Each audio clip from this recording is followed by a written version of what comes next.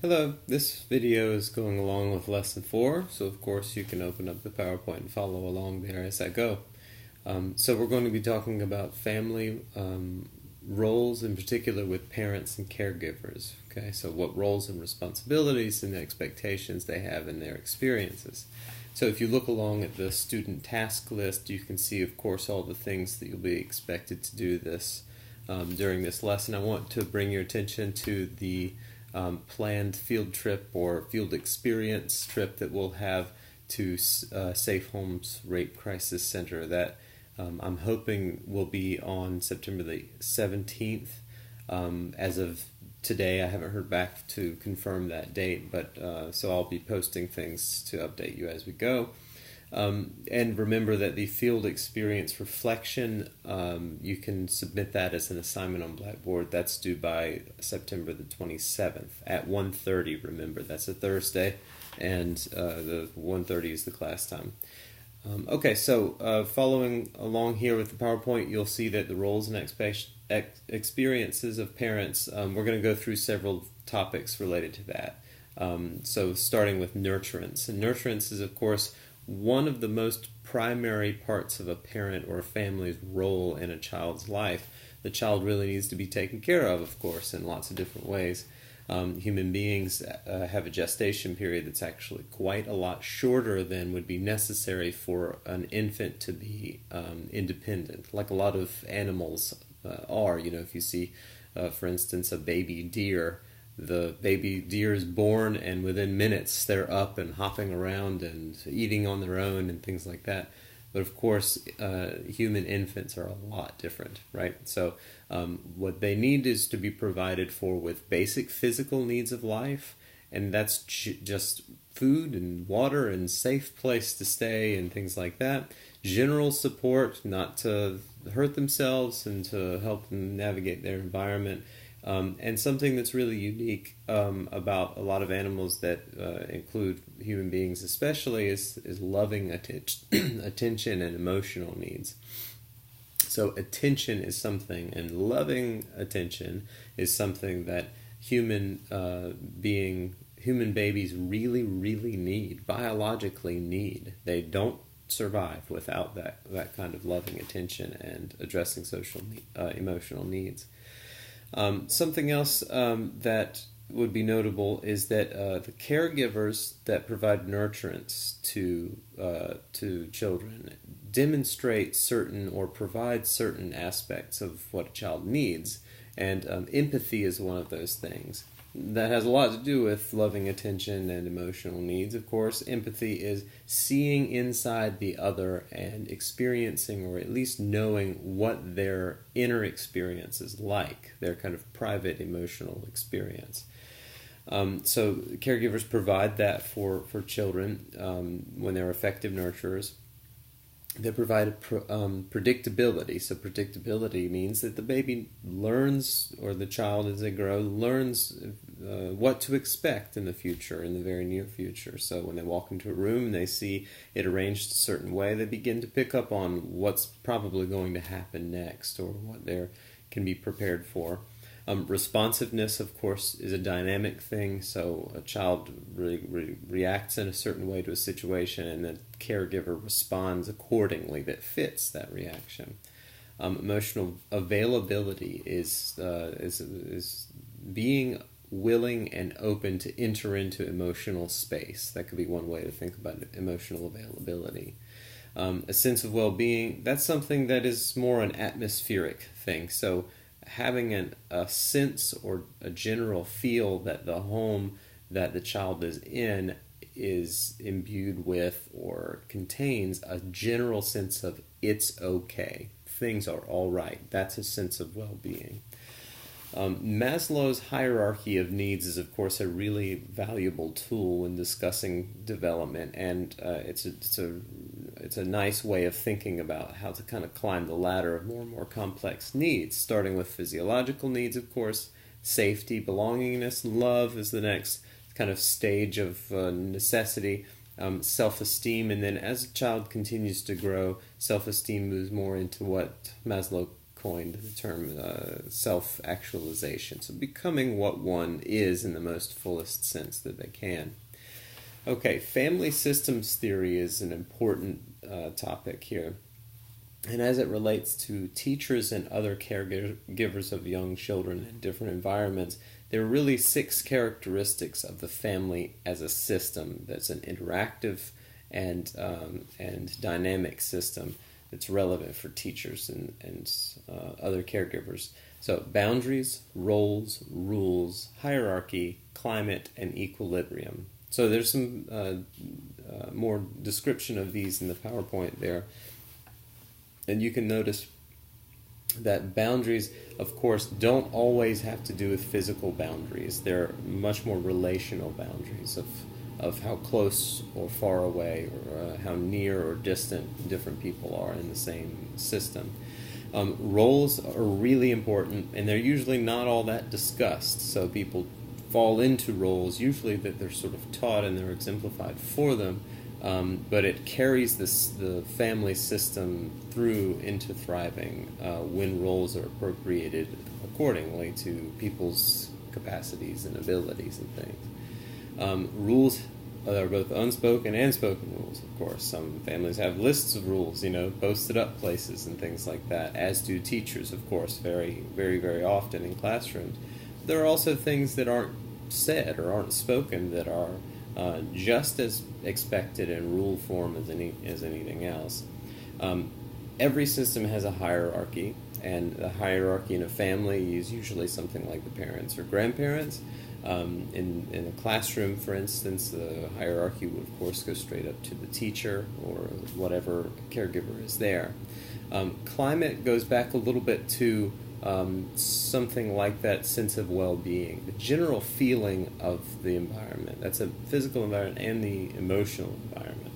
And something that aids in the sense of well-being is equilibrium, a sense of stability and balance in where the child is and what system they're a part of. Okay, so the family has some certain responsibilities in terms of how the child develops. This goes a little bit along with a couple of things we've already said about like the hierarchy of needs and things like that, but specifically some responsibility for the family. They need to provide economic and emotional support. Education and socialization. The family's job is to place the children in circumstances that they'll be socialized with others and that they'll learn. Values, beliefs, and attitudes are things that the family just naturally teaches the child based on their own values, beliefs, and attitudes. And that's a really important thing, because an adult then doesn't just decide what to teach. They have to decide what they are, what they believe, what they see, what they view, in order for the child to mimic that. And mimicking attitudes and things is usually how those values are learned. Gender roles is a similar kind of phenomenon where they're really replicated. The children see and they sort of mirror what they see often. Racial and ethnic identity in the society we live in that has such a blended atmosphere of diversity, that's a really important factor in how people decide to raise their own families. Some factors that influence family functioning. These are things that really significantly can change how a family unfolds, and how the things that a family does will change. So culture and ethnicity, or those identity kind of components, that has to do sometimes with certain customs like bed sharing, physical contact or distance, family roles given your position in the family, and so on. Birth order has surprisingly sometimes a significant impact on how a child experiences their own family. That is, they're the oldest, the middle, the youngest, kind of somewhere in between, something like that. The parents and the child's age, temperament, or gender. So I want to kind of focus in on temperament for a moment, because temperament can be thought of as a general nature that one begins with. Okay, so we talked a lot about nature or nurture in our first lesson, and how a constructivist approach is usually sort of the best way to think about those things being a little bit blended together or mutually impactful. And so temperament is basically what you bring genetically to the table and how that begins to take shape when it comes in contact with experience. So a parent has a certain temperament, both parents or whoever's taking care of the child, and the child has a certain temperament, and sometimes those things can kind of blend really nicely and they're complementary and things like that. And sometimes they can clash, and often you see that in terms of family conflict with parents and child behavioral issues, parent stress level, things like that. Parental experiences is really, really important. That impacts their temperamental understanding of themselves, and it impacts their expectations of them, their own roles in life, and the roles of others in their lives. And that naturally trickles right on down to their children. Okay, so speaking of parenting, their experiences that leads to their expectations, interaction styles within families. Now, this doesn't always mean the parent's interaction style with the child, but very often it does, or the caregivers with the child. So there can be thought of as 4 really primary ways that a caregiver interacts with a child. And this can be not just for families, but in classrooms and so on too. So permissive, which is basically non-directive. That's very open, very allowing of lots of things. Doesn't correct very often. The parent or teacher or caregiver kind of lets the child roam free and with very little boundaries, very little limitations, okay? And there's lots of variations of that. Authoritarian can be thought of in another word as autocratic. Autocratic is a word that means auto, which means self, and cratic, which has to do with rule or power. So there's one person or a set of people that has all of the power completely. And now that sounds like, okay, well, the parents might have that, but really, what it really points to is the general attitude that it's my way or the highway. That's it. Line drawn, period at the end of the sentence. So that means that if the child's experiencing something where there is a multiple layers of factors that play into how they came to behave the way that they are, the parent walks in the room and says, stop, do this, do it now. And there's no explanation whatsoever. Sometimes it's necessary, of course. Get out of the road, for instance, when a car's coming. But in other cases, it shuts down the communication flow between parent and child, and has been shown not to quite be as effective as it seems like it should be. Now, authoritative, on the other hand, is democratic. Democratic is a word that means something like, I think originally the word demo, or the prefix demo, means like common people or general people, and cratic again means rule. Now, this isn't a shared power completely between caregivers and children, but it is more of of stresses or emphasizes the interpersonal aspect between them. This is the case within which there are definite boundaries and authority to the caregivers, but there's a little bit more porous or open lines of communication with regard to how things are played out and what expectations are, and how those expectations change. Same scenario as before. The child's doing something and the parent walks into the room or the caregiver walks into the room. They might ask something like, I notice you're doing this. Can you tell me what you're thinking about when you're doing this? Or why are you doing this right now? And with a little explanation, the parent might see, okay, I don't want that to happen, but I understand how they got there, how the child got there. So they can more easily guide the child into a more preferable behavior, and the child learns a lot more from it too. This style of interaction is linked to increased independence in the child because they have more choice, in a sense, more emotional and behavioral regulation. That's more self-control because they're kind of guided through step by step often of how to handle themselves. Frustration tolerance is increased. That means the child can deal with more frustration in their own lives, most likely because with an authoritarian parent, the child has to internalize all of the frustration because there's no discussing it whatsoever. And children begin to learn more quickly delayed gratification. That's a pretty important skill. All right, so the fourth type of interaction, uninvolved, kind of can be thought of as an opposition to the permissive at times. But uninvolved really highlights a detached sort of stance with with the kids. They might be permissive as well, but it's sort of with broader distance between caregiver and child. Within all those things, there can be a couple of language patterns that your text is sort of highlighted and brought to the fore here. So elaborated speech and restricted speech.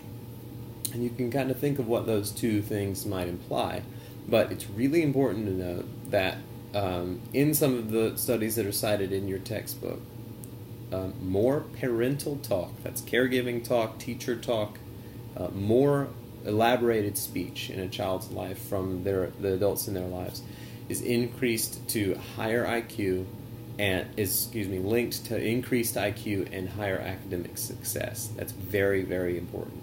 So restricted speech is basically, let's talk less, like kids can be seen and not heard, maybe would be a way to think about that.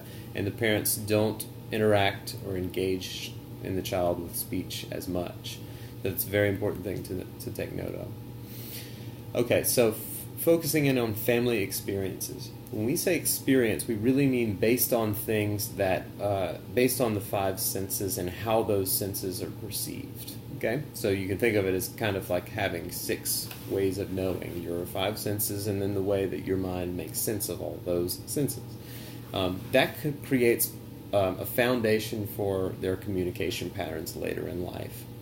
Now, we talked a little bit about attachment, and that this has a lot to do with that. So the child brings to is brought to life with a certain temperament. Their experiences through their 5 senses and the way that their senses are integrated together, and that then begins to unfold as their own interaction patterns, their own communication patterns that they then build relationships with. Skills sharing, game playing, storytelling are all really important ways that interaction can turn into very enriching activities. Okay, they can those types of things can bring to the child's experience a lot of lesson that's sort of embedded in different types of enjoyable things. Children and families often experience various degrees of mobility, that is, moving to different places. Sometimes it's voluntary, they finding the different places to live is enjoyable, moving with jobs, things like that. Forced mobility can be something like immigration, and recreational is basically just that they might like to travel, okay, so they just move a lot. This has an impact on the child's experience quite a lot. So some other things. Childcare, what type of childcare they might have. Family stressors, and that is a long list in lots of families. Any types of separation, divorce, illness, disability, and so on. There's really an endless list of other things that impact families' experiences, but those are just some very common ones.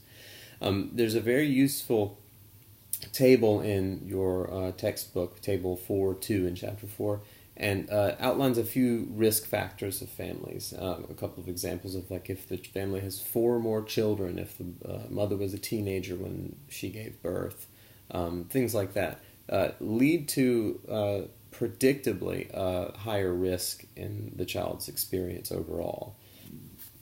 So abuse versus competent parenting. There are many types of abuse.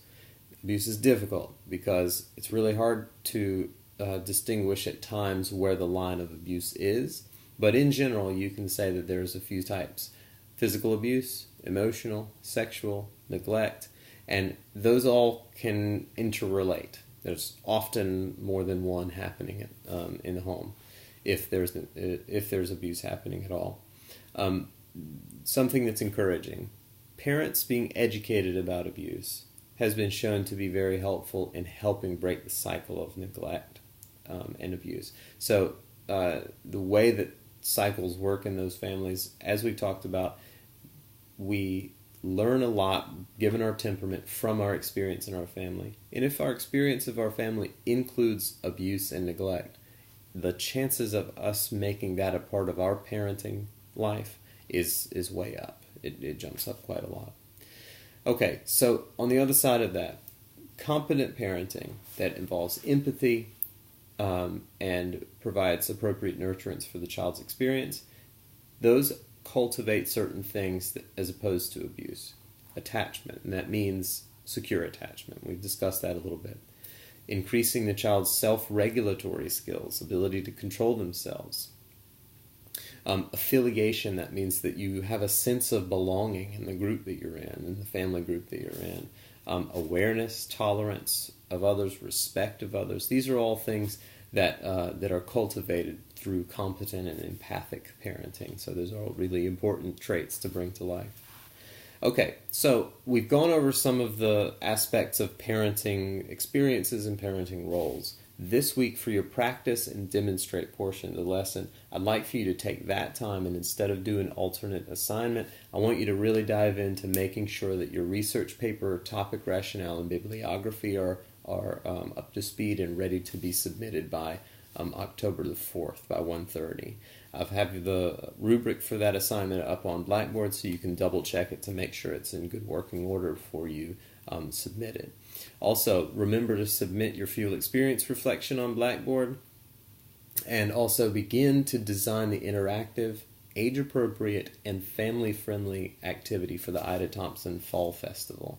That will be on October the 25th. I believe it's from 5:30 to 7. Check your syllabus. And if you have any questions about the activity that you're working on, just send me an email. You have number 2. You can give me a call if you want some clarification on things that are going to be expected. There is the QQC for this week. Make sure to do that as a discussion post. And then there's a couple of self-reflection prompts as usual. Okay, so remember to reach out to me if you need to for any clarification of any of these assignments or anything. And until then, have a good week.